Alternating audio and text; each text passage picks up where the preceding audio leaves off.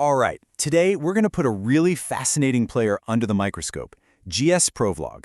Now, if you've been following the season, you've seen those flashes of absolute brilliance. I mean, the kind of raw talent that wins championships. But you've also probably seen those results that make you scratch your head and just don't add up. From a coach's point of view, he's a puzzle. World-class skill on one hand and just crippling inconsistency on the other. So let's break down the data and figure this thing out. We're going to tackle this just like a real performance review. First, we'll look at the symptoms, his up and down results. Then, we're going to use the data to pinpoint the engine of his game, his incredible strength. After that, we'll isolate the one fatal flaw that's really holding him back. And finally, we'll lay out the game plan, the key to unlocking all that potential. So, first things first, let's just look at the raw results. You really don't need a fancy spreadsheet to see what's going on here. The timeline of a season, it tells a super clear story. It's like a tale of two completely different players, all in the same 3-month stretch. Check this out. Back in September and early October, the guy was a machine. Finishes a 4th, 5th, 6th. He wasn't just playing well, he was living on the leaderboard. This is what you expect from a player with his talent. But then, watch what happens. As we get into late October and November, the results start to slip. 12th, 14th, even a 22nd in there.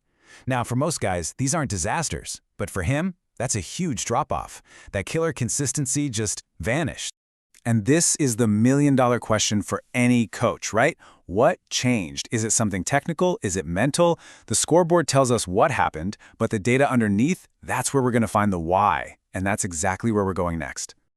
Okay, so let's dig into the numbers, and let's start with his biggest weapon, the engine of his game, the foundation of all that talent, is his absolutely elite ball striking. And to really measure that, we have to look at a metric called strokes gained. It's actually pretty simple. Strokes gained tells us exactly how much better or worse a player is doing than the field average in any part of the game.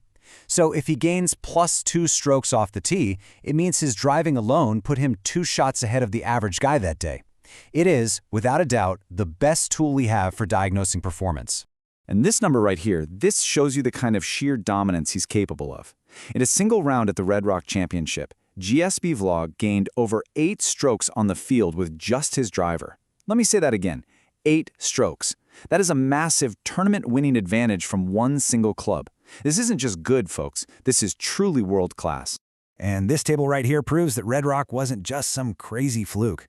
I mean, look at these numbers, week in and week out. His strokes gained from the tee and with his irons are always massively positive.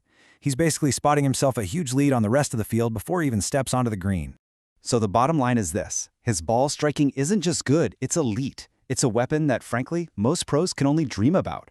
Which, of course, brings us right back to our original question, with a long game this dominant, why isn't he winning every single week?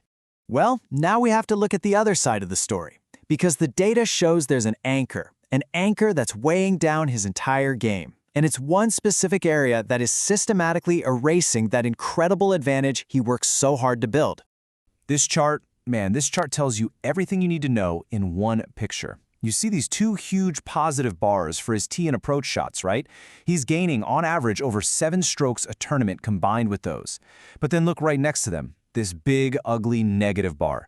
He's giving back almost 2 full strokes with his short game every single time he tees it. As a coach, this is the kind of data that's both really frustrating but also super clarifying. The pattern is just undeniable. He's doing the hardest things in golf, hitting bombs off the tee and sticking his irons at an elite level, and then just bleeding away those hard-earned shots with what should be simple chips and pitches. Let's make this real for a second. At Red Rock, he had that historic driving week, gaining almost 12 strokes from tee to green, and he finished 12th. Why? Because he lost almost 3 strokes with his short game. But Bermuda was even worse. His ball striking was fine, but he lost a catastrophic 10.5 strokes around the greens.